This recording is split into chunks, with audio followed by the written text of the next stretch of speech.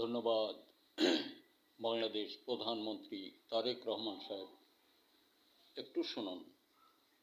দেখুন, গত 5 জুলাই বা জুলাই সনদ না হলে বোধ করি আপনি লন্ডনেই থাকতেন কিনা সেটাও বলা যায় না। বিধিলিপি আর বিধিলিপি এমনটাই করেছেন, তাই হয়তোবা আপনি এসেছেন। এখন আপনি বাংলাদেশের প্রধানমন্ত্রী। আপনাকে আমি কৃষক মানুষ, মূর্খ মানুষ, একটু বলি, কথাটা বোধ করি শুনবেন। সেটা প্রতিবেশী যে দেশটা আমাদের বন্ধু বেশে মারণাস্ত্র, এদের হাত হতে আপনি দূরে থাকুন। আর যে দলটা আপনার বিরোধী বৃহৎ দল প্রতিবেশী দেশে আছে, তারা চাইবে যে কোনো অবস্থায় হোক আপনার মাঝে ঢুকতে।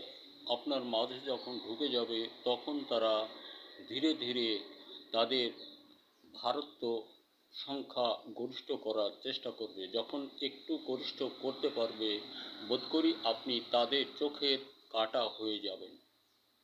তাদের চোখের কাঁটা যখনই হয়ে যাবেন, তারা এখানে সম্পূর্ণ হতে পারলেই আগে কাঁটা দ্রবীভূত করবে। পথের কাঁটা রেখে রাজনীতি হয়তোবা তারা করবে না, কারণ তাদের কলা কৌশল মনোভাবে বোঝা যায়। আর এটাই হয়ে থাকে, এমনটাই হয় রাজনীতির ক্ষেত্রটা। এই জন্য কথাগুলি আমি হয়তোবা বললাম। আপনি আপনার বাবা মাকে অনেক শ্রদ্ধা ভরে ভালোবাসতাম, আপনি তিনাদের সন্তান, সেই হিসাবে আমার কথাটি আমি উপস্থাপন করলাম। আপনি ভালোভাবে হৃদয়ঙ্গম করার চেষ্টা করবেন, কারণ রাজনীতি এমনই হয়। আর আপনি আপাতত আমার বোধ হয় ডক্টর ইউনূস সাহেবকে যে করে হোক পাশে আনার জন্য চেষ্টা করুন। দেশ বাঁচান, নিজে বাঁচুন, এই সকল মানুষ বাঁচবে। এতটাই আপনার প্রতি আমার স্নেহ শ্রদ্ধাপূর্ণ ভালোবাসা, সালাম গ্রহণ করুন। আর মন্থর গতিতে ধীর পদব্রজে আগাবার চেষ্টা করুন। Any way any how doctor Yunus সাহেবকে আনার চেষ্টা করুন।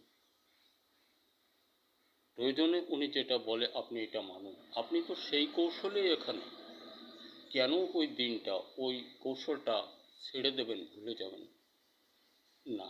তাহলেই সমস্যা সংকট আসবেই সামনে। দেশ কৃষক বন্ধু, আমরা ফসল উৎপাদন হতে দূরে সরে যাব না।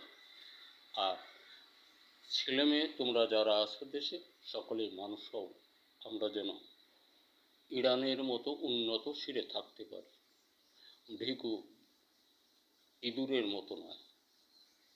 দুর্নীতিপূর্ণ রাজনীতি হতে অনেক অনেক দূরে যাও, সুন্দর পথে যাত্রী হও। ধন্যবাদ। দেখা হতে পারে আবারও কোনো ভিডিওতে।